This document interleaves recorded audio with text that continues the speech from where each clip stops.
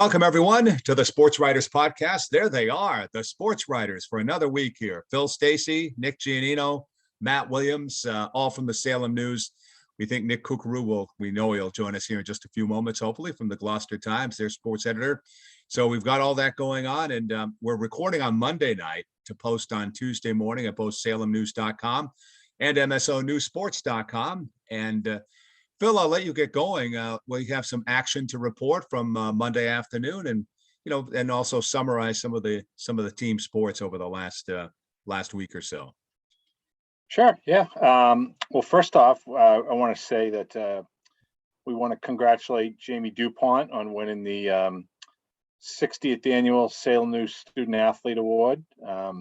15 outstanding candidates that we had this year that Willie and I and our other two judges, Dr. Chris Underation and Betsy Woods, got to interview. It was a great time, as it always is. We learned a ton about these student athletes, more than we already knew about them academically and athletically. What they like to do when they're not busy with work or playing sports, or how they help out in the community, and what their future plans are, what makes them tick, where they get their inspiration from, things like that. And it sounds so rote, so cliche, but I think when we tried to narrow down or whittle away, however you want to say it, the list of 15 down to one, it takes a while to get down. And what do we have, Willie, first time through, like 11 or 12 candidates that everybody liked, at least for a potential winner. There we go. Yeah, those hands look familiar there, Nino. Even the trophy over. Nice hands. So many of the student athletes made an impression on us as judges that the she gets mentioned on the podcast, and it's the hands that that jump out. Come on. I noticed Nick's watch and the lanyard he has and all. You pointed that out, right, Nick? The lanyard. Lakers lanyard made the local paper. You gotta love it. Like passing of the torch, Salem News member to Salem News winner. But it was difficult to pick. We had a lot of great candidates, and hey, great for Jamie. She's a very deserving winner. We're very happy for her. We were able to surprise her and her family that night. As I mentioned, and Nick showed up with the commemorative, like Paul Revere Bowl, the trophy we have, and our great photographer Jaime Campos was there to get some photos of she and her parents. So that was a nice night. So a highlight of our year anyway there. For sure. That was in the Friday paper too, just if anybody wants to reference back a few days. That was correct. Friday's paper. And, Nick was there live, like I said. Nick, you just have any thoughts on what it was like for the family or anything like that? Yeah, well, obviously I didn't get to sit in on the interviews, but her resume kind of speaks for herself, and clearly very humble young lady, seemed very genuinely surprised and enthusiastic about winning the award. And obviously her parents were both there. Her softball coach, Megan Sudak, came over, so they got to share that moment.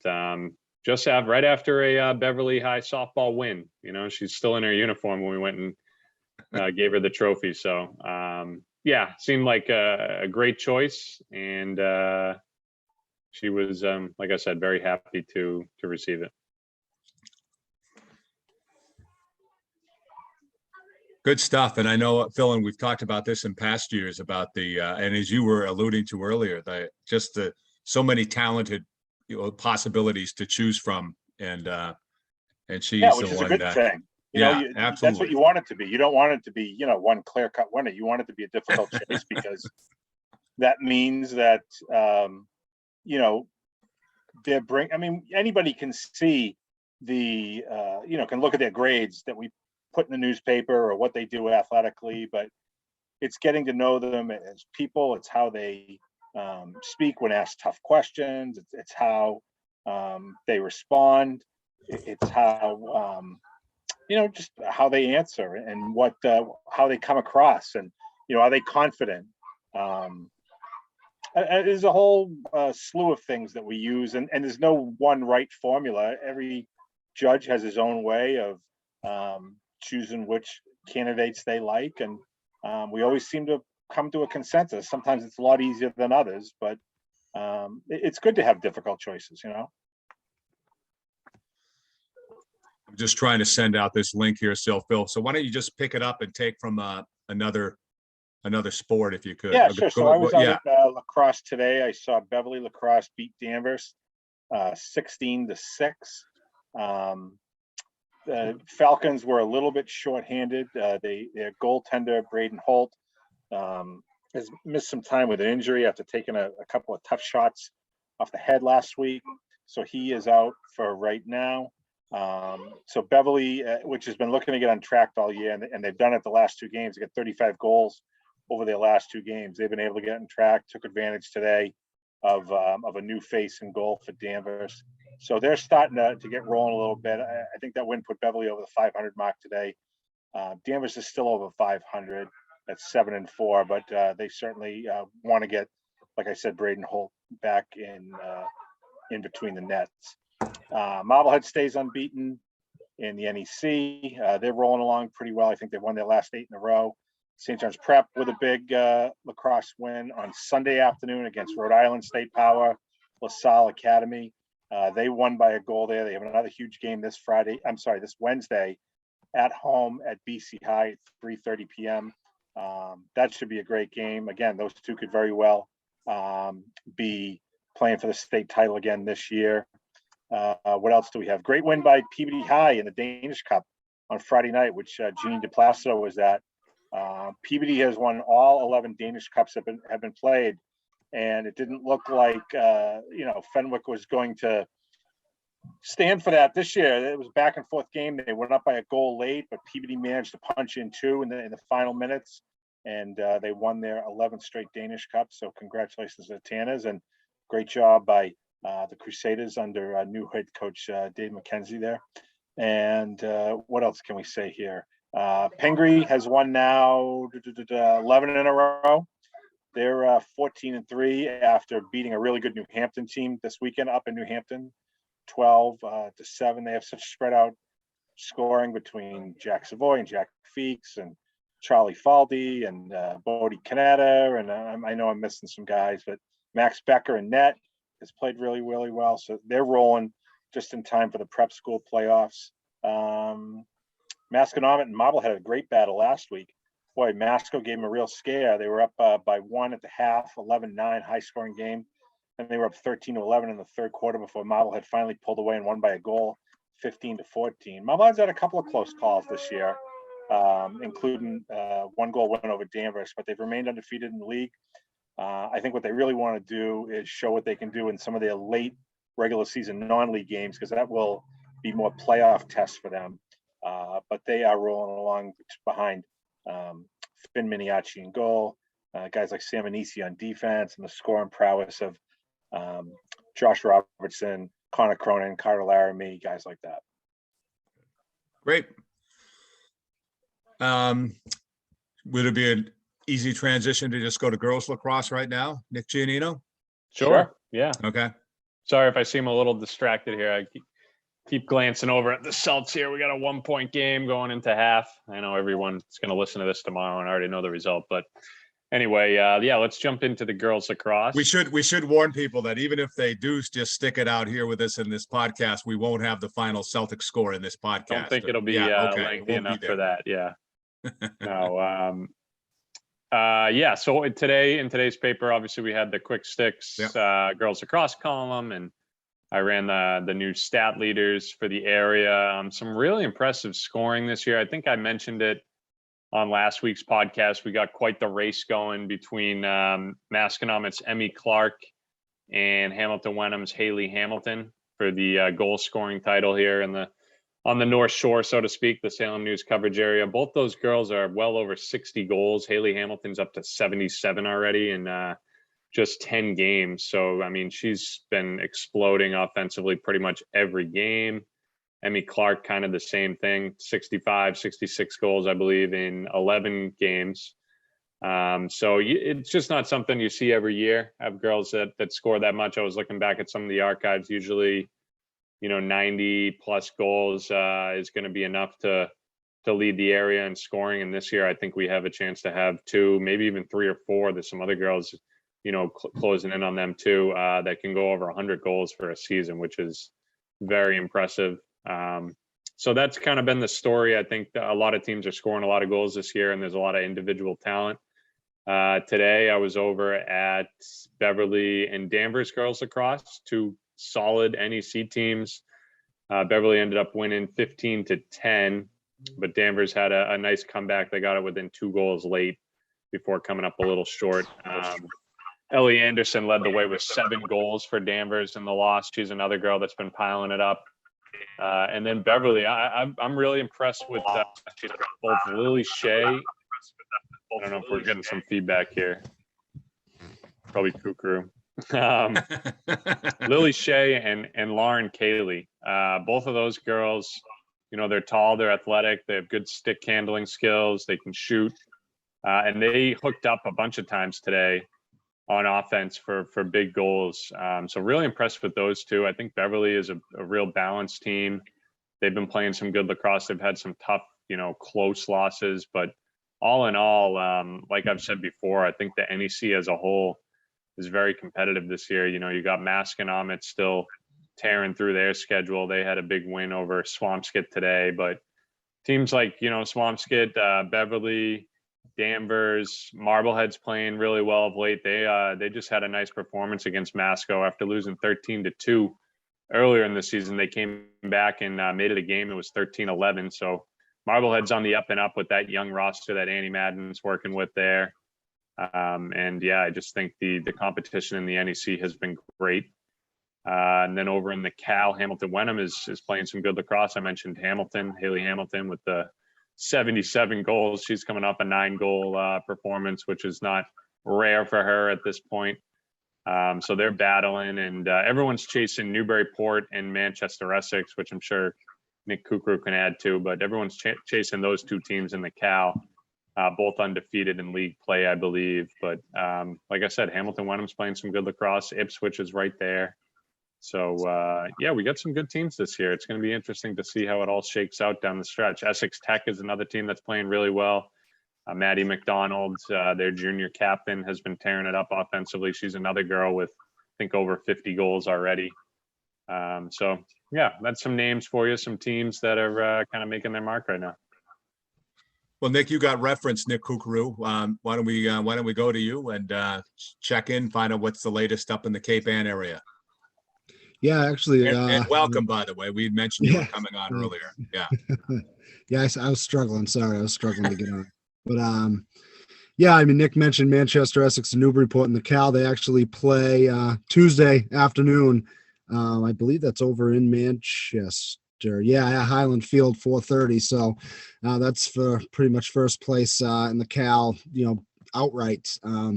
Yeah, I mean, Manchester Essex girls lacrosse has been the best team on Cape Ann this season, far and away. I mean, they're 10-0. They haven't really played a close game yet. I'm sure Newburyport will be a really close game on Tuesday afternoon. But from now, up until now, they've kind of buried everybody they've played in impressive fashion. I think Hamilton Wenham got within 2 or 3, but that was a little bit deceiving. I think they made a bit of a late run. They were down big for most of the game, but.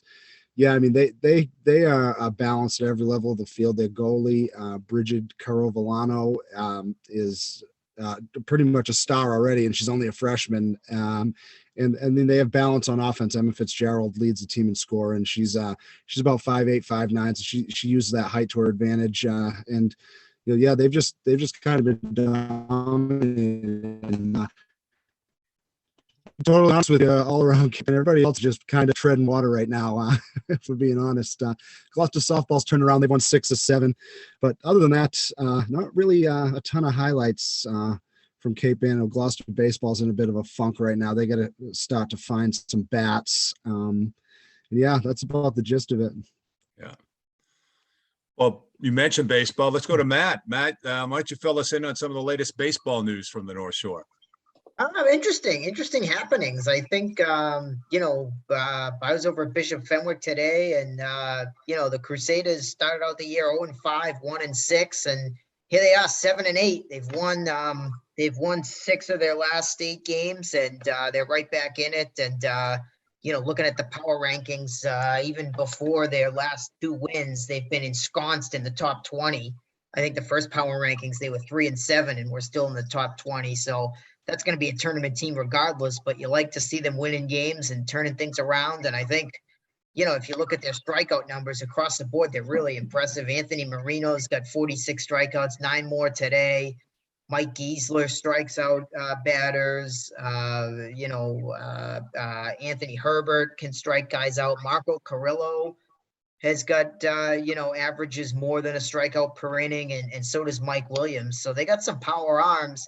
Early in the year, they struggled a little bit with walks, free bases, and like any high school team, once you sort that out, you're okay. So, I mean, their pitching staff, they got really good stuff, and, they got really good throwers, and some of them are still learning how to pitch, if you catch my drift. And because, they not a lot of guys are putting the balls in play against them. I mean, a lot of stuff, it's either a walk or a strikeout. So if they can limit the walks, they're going to be a team to watch out for. And, I think we really should shout out Danvers too. The Falcons, with a really big win on Saturday against Malden Catholic. Malden Catholic beat St. John's Prep last week, and I think a lot of people looked at that game as a little bit of a laydown game for Danvers.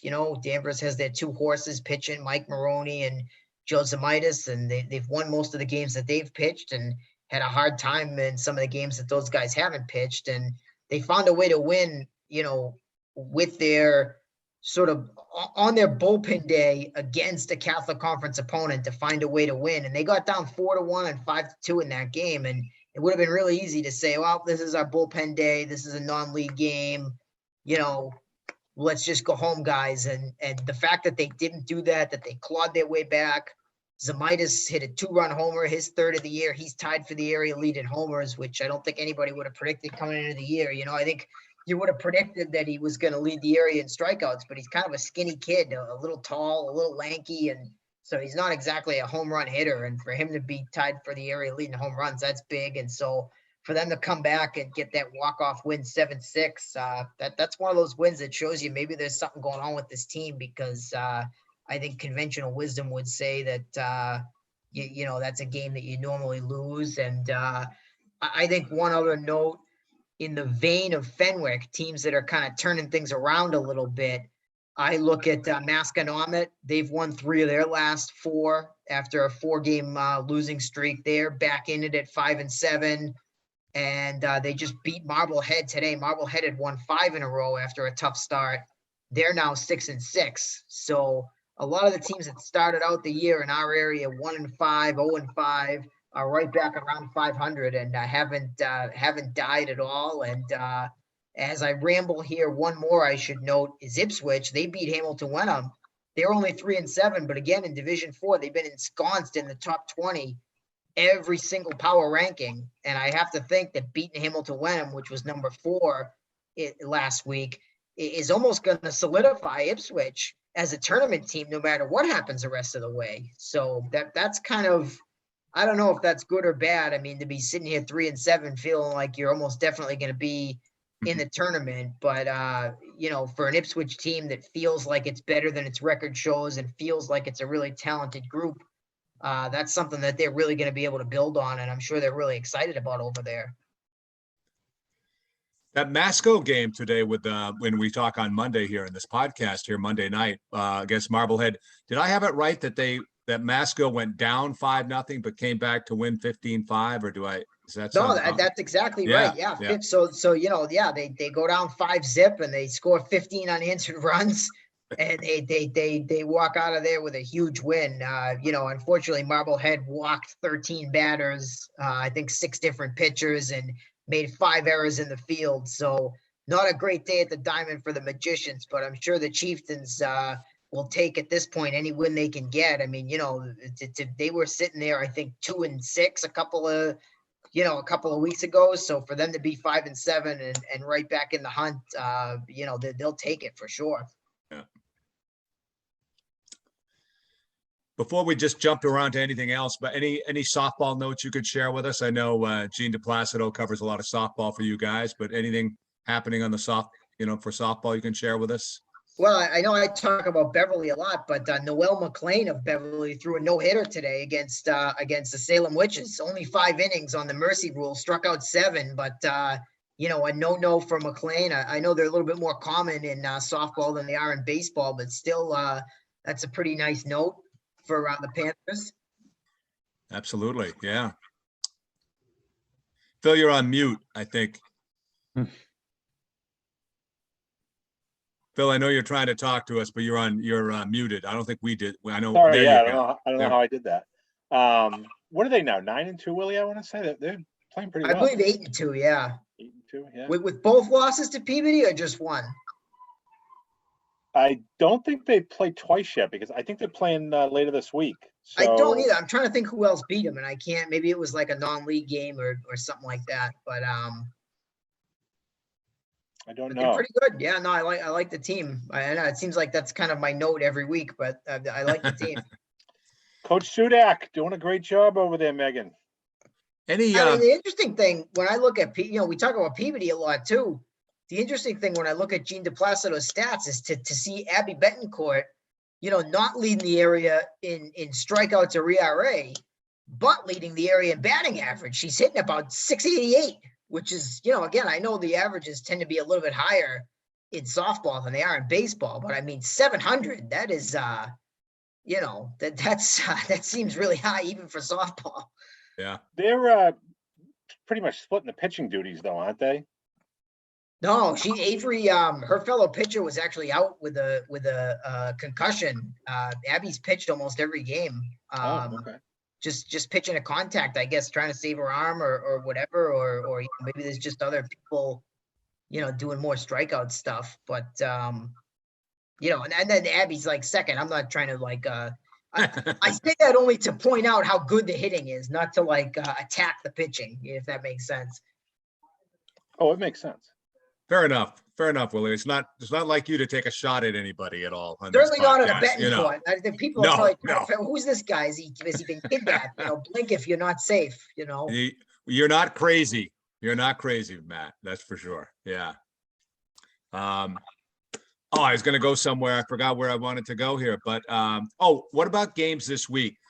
Nick Kukuru, you mentioned the girls lacrosse game on Tuesday, which would be today as this airs, right? The one that you were highlighting, the Newburyport, Manchester, Essex one. Yep.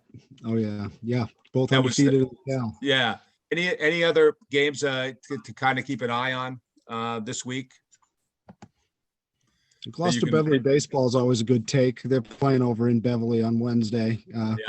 You know, I know Beverly leads the NEC done, so they'll need to keep pace there. It's usually a 1 or 2 run ball game either way.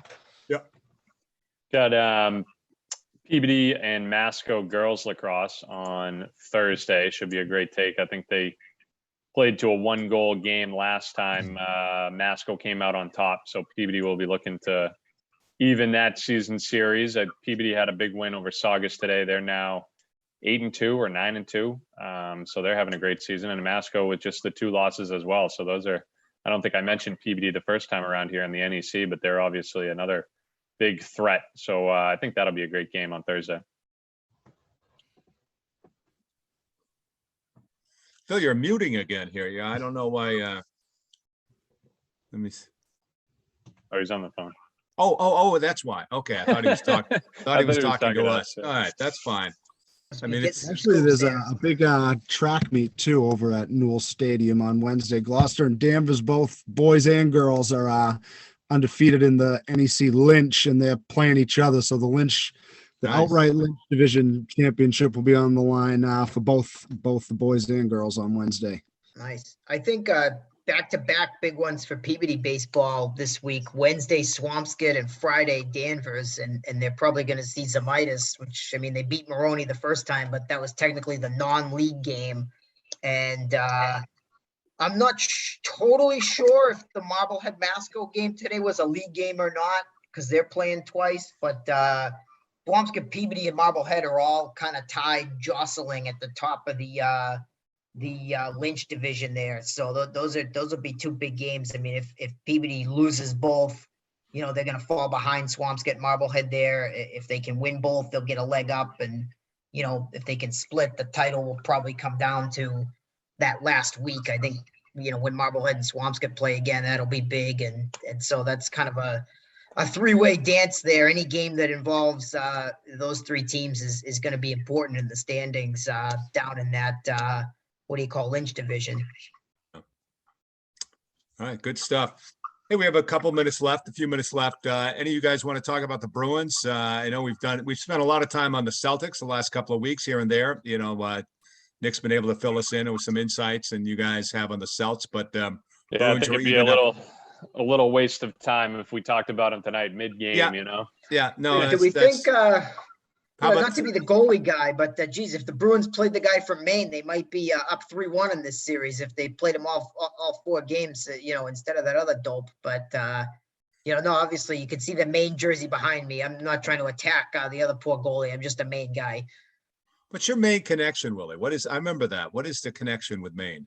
That's where I went to school. It was okay. All right. Orono. Okay. Right. That's right. Rival of my Riverhawks. Who was the coach up there when you were there? Tim Whitehead Okay. was in charge. Yeah, Sean Walsh had already passed away by the time I got there. Yeah. My apologies there. Getting a live score as we record the podcast. I know I couldn't tell what you were saying, but Nick Giannino was reading your lips, and so he has he has it down right. What do we got? 9-6 Peabody win.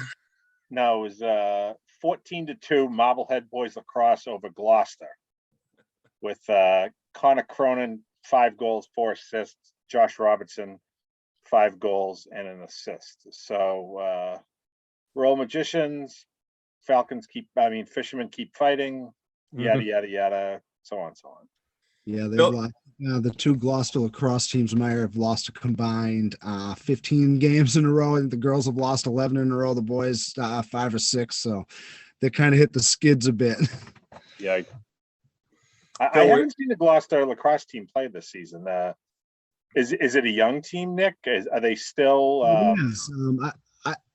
They got off to a really good start, 4-2. They beat Swampscott. They took Beverly to overtime, but then they lost 19-4 to both of those teams the second time around. So, but they are fairly young. A lot of sophomores. A lot of the sophomore hockey players are sophomore lacrosse players as well. But yeah, a little bit of a slump. Speaking of beating Swampscott had a huge win today. They beat Masconomet in overtime, 8-7. I don't have the Swampscott details yet, but I heard from Masco, and I think it's 4 wins in a row for Swampscott. It might be 5 in a row. They were 2-6, and now they're either 6-6 or 7-6. Jeff Beckett's got his boys playing very well. Jeff Beckett, my former math teacher. No. Oh yeah. Really? Yeah, he taught math at Pentucket. Oh yeah. Really? Yeah, I had him for a class. Yeah. Okay. All right. Skated through. There you go. He's a good man. He coached lacrosse at Pentucket for a little bit too, I believe. Yeah, he did. That's right. He did. Was it algebra, Nick, or geometry, or? Oh God, you're asking the wrong guy. I don't know. Oh, okay. I can't remember. It was maybe algebra or pre-calculus, one of those. I don't think it was geometry. Okay, all right. But in any I thought case, you had the Pythagorean theorem tattooed on the bottom half of your back. What's that? A squared plus b squared equals c squared? I don't know. I'll ask my 8th grader. He can tell me. I don't think that's right. Bill, you want to take we got a last minute or so and just give us your thoughts on the Bruins moving forward here? Yeah, I'm surprised. Mr. To be Hockey. honest with you. I picked Carolina to win the series in 6. I think they're the better team. I think they're younger, faster, deeper. But hey, goaltending makes a big difference in the playoffs, and the Bruins switched from Lena Selmak to Jeremy Swayman has paid dividends for them. Conversely, Carolina, got 2 good games out of Anthony Ranta. I guess he got hurt in the second game, but Bruins took advantage of an untested rookie in game 3, and then they beat Ranta in game 4. So each team has held serve at home. The Bruins still are going to have to win a game in Carolina if they're going to win this series, and that's going to be very difficult. I think Carolina's played 2 terrible games in Boston. I can't imagine they'll do that for a 3rd game, but a lot of that'll be how Bruins dictate. Will they get Charlie McAvoy back? Will Hampus Lindholm play again? Can the top line keep scoring the way they have? A lot of it factors here. gun to my head, I would still pick Carolina to win this series, but at least the Bruins are making it interesting. They look left for dead after 2 games. So to have it all square at 2 apiece going into game 5 and knowing there'll at least be a game 6 in Boston, that's kind of cool. All right. Guys, anything else you guys want to share? Or we'll wrap it up here. Anything else breaking here on this Monday night? Oh, you know what? Yes. Just want to say condolences to the family of Mike Muldoon, who works at our sister paper, Eagle Tribune. Mike passed away earlier today. Poor guy suffered a heart attack yesterday. From what I heard, he was on a respirator and, hung on for a day, but just too much for him. And, Mike worked for the company for 30 odd years. Kind of like we do down here, dedicated to local sports up in the Merrimack Valley. And, just want to say that we're thinking of his family and his friends at this time. Good. All right, Phil, thank you for mentioning that. Gentlemen, thank you for your time, and we'll talk again soon. All right. Thanks, Bill.